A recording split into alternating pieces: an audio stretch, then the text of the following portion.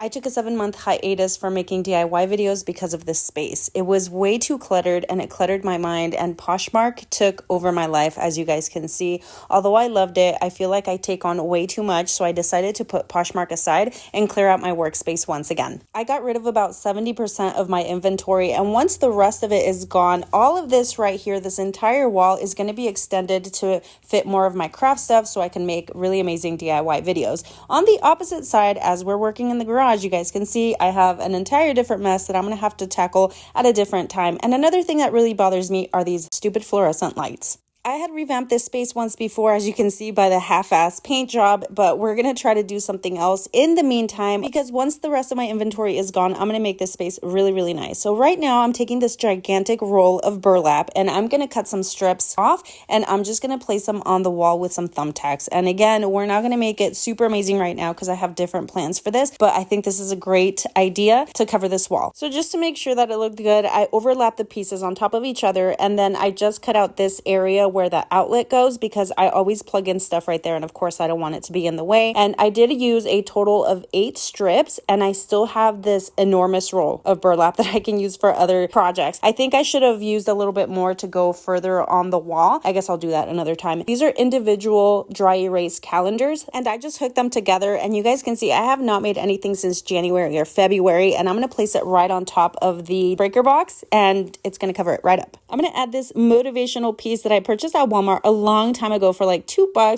$3 or something like that. And then of course I'm going to hang up my silver play button. This one has just been sitting, or not sitting, it's been up above my desk area, but I think this would be super fitting to just put in my craft space. And to cover up the gap, I'm just going to use these greenery stems from Dollar Tree, and I literally just put a thumbtack into the leaf and just put it through the wall. The floor is going to be another complicated project, so for right now, I'm just going to use this rug that I already had in here when I was doing my Posh live shows. So I'm going to place it right in front of the bins right here. I also have these like workout mats that I kept from a long time ago. Now right here, you're going to see that this shelf is right in front of my door, which I do not like. I didn't have this door blocked, and I don't like to have it blocked, but once I get all that stuff out, I'm just going to shove it to the side or move it to the side, and the door is going to be free to be opened for an emergency. I'm going to put my Christmas lights back up to add a little bit of ambiance here, and my dream box is super amazing, guys. I love this thing. Literally fit perfectly. So right back here, I can store other craft stuff that I don't want just laying around or I don't have space for. At some point, I am going to make covers for all of my bins for my dream box. Right here, I have this letter board that I purchased at Goodwill, but it's really loose when I put my letters in. So I'm going to glue some wood blocks from Dollar Tree to the back, and it's going to prop it up. So you guys can see it's lifted a little bit. So it's going to keep the board at an angle so that when I put the letters in there, they're not going to fall out. And I think I only paid like $2 on this because it was a blue tag for like $4 and change, and it was 50% off. I thought it was a really great deal.